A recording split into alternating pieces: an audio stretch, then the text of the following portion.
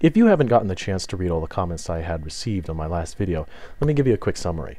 It went something like this.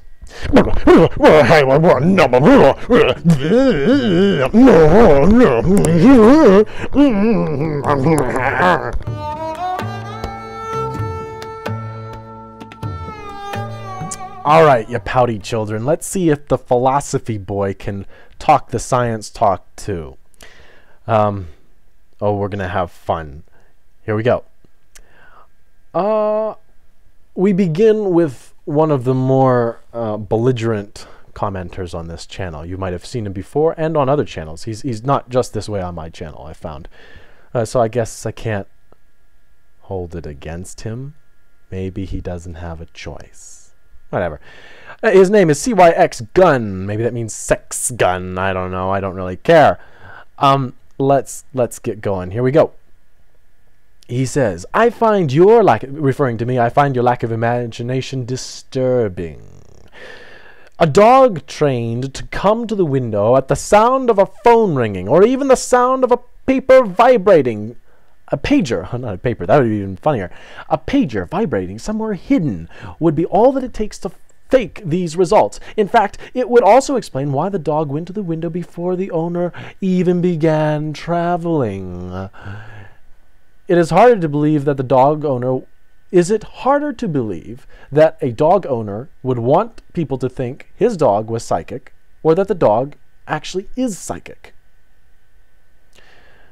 To which I reply, without evidence for your suppositions, they are irrelevant, regardless of how imaginative you may be. To which he replies, my faked study hypothesis requires far fewer assumptions than your psychic dog hypothesis. To which I say, and both require evidence, you have none. To which he replies, I'm not trying to prove anything here, so your demands for evidence are pointless. In order to reasonably discount a claim, I don't need to prove it to be false. I only need to show that there are better and therefore more likely explanations. I proposed a better explanation for your study than supernatural. It doesn't have to be proven that the study was faked. It just has to be possible. And that is enough to make it a better explanation than your conclusion.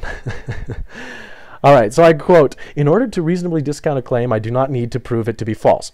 Bang! I say, for the second time, you don't have to prove anything. You just have to produce evidence. Or we have no reason to believe your counter hypotheses. I also quote, I only need to show that there are better and therefore more likely explanations. To which I reply, by using words like better that tie in with your own subjective terms of acceptance, without supposing or using any supporting evidence, you are just being dogmatic. Now, unrelated, this is where the conversation breaks, but you know how YouTube comments go. They can go all over the place. He says, again, I am unimpressed by this study. Due to its D-U-E, not D-O. D-U-E, due to its extremely limited scope of inquiry. A large randomly selected group of dogs would have been much better, as well as controls of which this study inexplicably had none. Were the dog's owners not return within the first day to weed out anxiety behavior on the part of the dogs? A study with one or just a handful of dogs just is too easy to fake. I suspect that is the case. I suspect is the case, as I suspect is the case here. Okay, whatever. I can't prove it, but I'm sure enough to discount it. Good job. Okay, to which I say, randomization is an internal control method. Perhaps you're not aware of that. Also, I would suggest that you read the study before critiquing it. And again, just a side note here, the control was internal.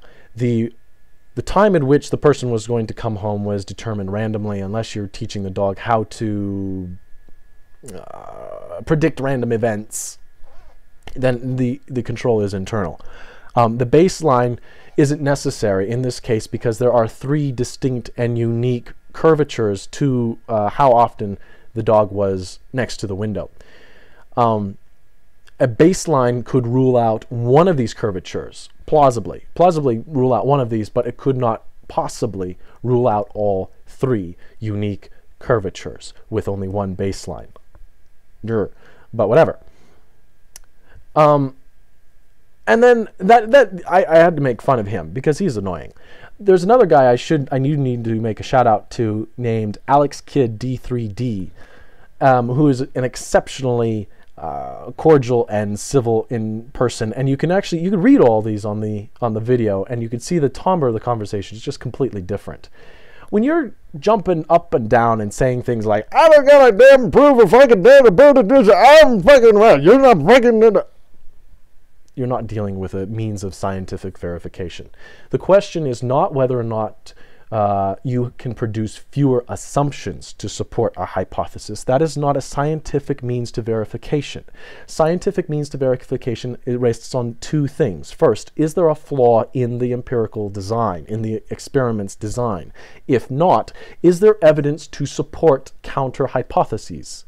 If not, then you have no scientific reason to reject the original hypothesis. Another thing I see a lot, quite ironically, is the phrase, in one way or another, well, I'm not convinced.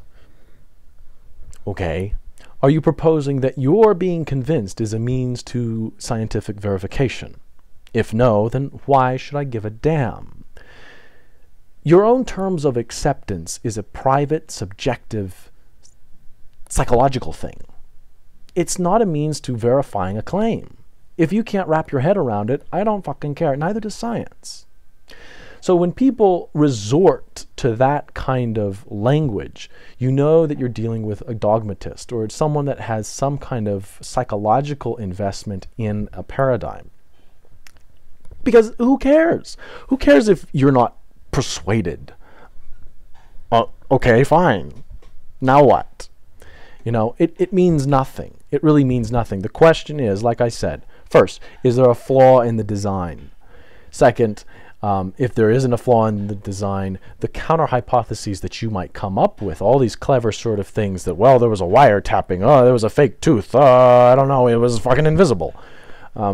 These kinds of things need to be supported by evidence, or they are just hollow counterclaims and they have no scientific power to discredit a claim. You're just being dogmatic. Just dogmatic. To say that this is better or that or this kind of stuff without providing evidence is just fucking lame.